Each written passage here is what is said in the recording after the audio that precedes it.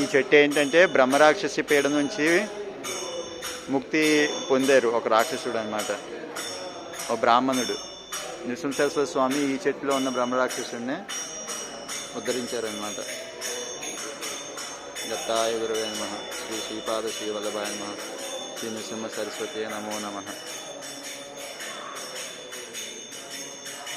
ఇంకా పాదుకల దర్శనం అవ్వలేదు, కానీ దత్తస్వామి దర్శనం అయిపోయింది. పాదుకలు రెడీ అవుతున్నాయంట.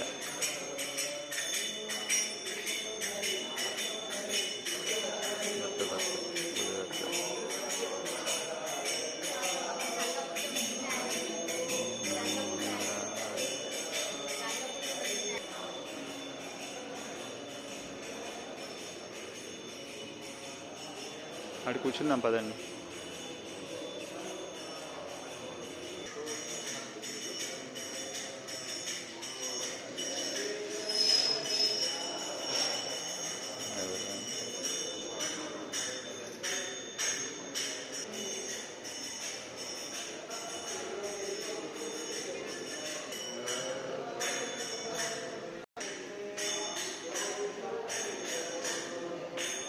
ఇక్కడే బ్రహ్మరాక్షుడి పేరుని వదలగొట్టారన్నమాట స్వామి.